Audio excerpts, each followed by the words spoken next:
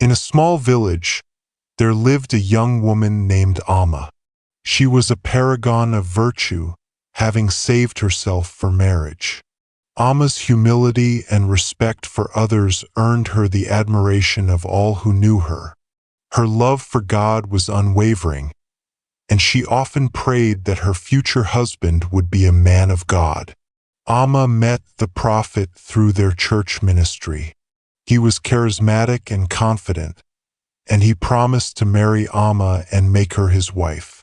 Amma was overjoyed, believing that she had found her soulmate in the prophet. The day before their wedding, Amma had a disturbing dream. In the dream, she was standing next to a river, and her husband-to-be was laughing maniacally. But Amma ignored the ominous sign, chalking it up to mere nerves. The wedding ceremony was beautiful, and Amma's grandmother was overjoyed to see her beloved granddaughter married to a man of God. But little did Amma know, her husband's piety was a facade. Behind closed doors, he harbored a dark secret, one that would shatter Amma's world and change her life forever. Amma lived with her grandmother, who had raised her with kindness and care. But the same year Amma got married, her grandmother passed away, leaving her alone and vulnerable in the hands of the prophet. As Amma's marriage progressed, she experienced a series of devastating miscarriages.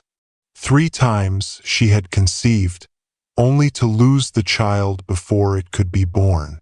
The pain and grief were overwhelming, and Amma couldn't understand why this was happening to her. Her husband, the prophet, seemed unconcerned, attributing the miscarriages to God's will. But Amma's intuition told her something was terribly wrong. Desperate for answers, she turned to the traditional ways of her grandmother, a wise and revered woman who had raised her. Amma sought out a respected elder, known for her knowledge of traditional healing and spirituality. The elder listened attentively as Amma shared her story, and then, with a grave expression, revealed the horrifying truth.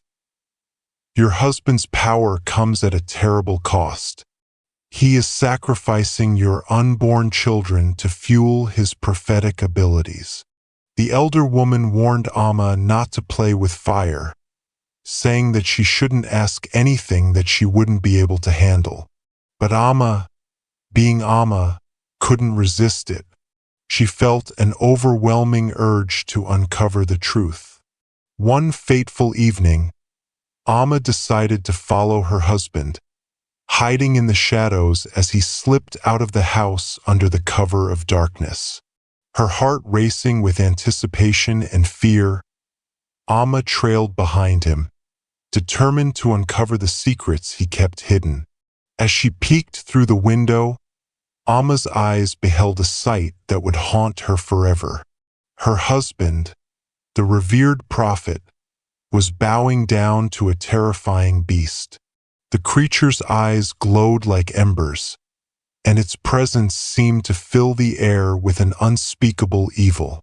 Amma's mind recoiled in horror.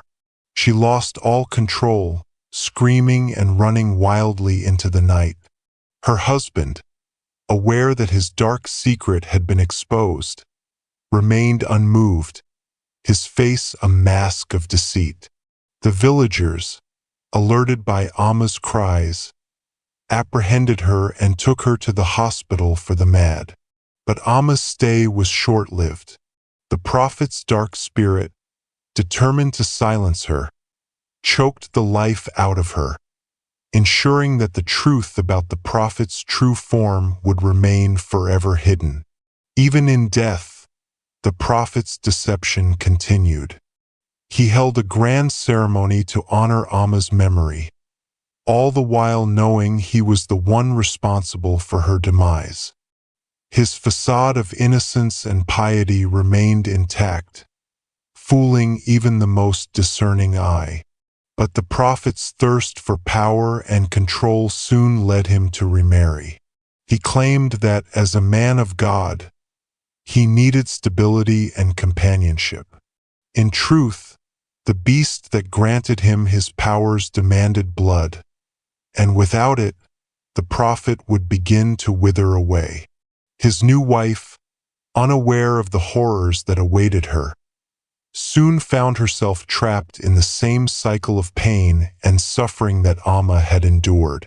Despite the prophet's wealth and influence, his new wife remained barren, unable to bear him any children. As time passed, the prophet's powers grew stronger, but maintaining them became increasingly difficult. The beast's demands for blood grew more frequent, and the prophet's grip on reality began to slip. Desperate to escape the darkness that had consumed him, the prophet attempted to flee to the mountains to pray and seek God's forgiveness.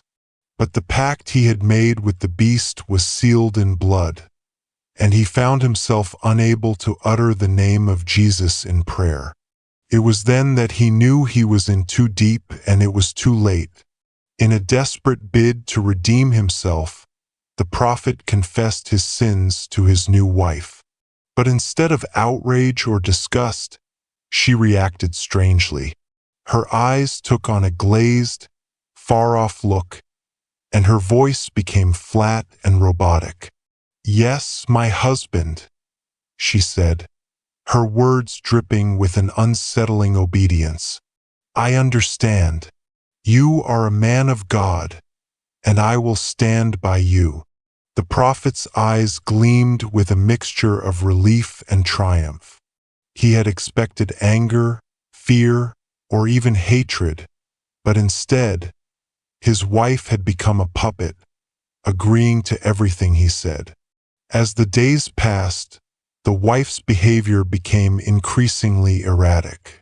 She would wander the village, speaking in a flat, monotone voice and agreeing to every suggestion or command the prophet gave her. The villagers whispered among themselves, sensing that something was terribly wrong. But the prophet just smiled and said his wife was under the spirit.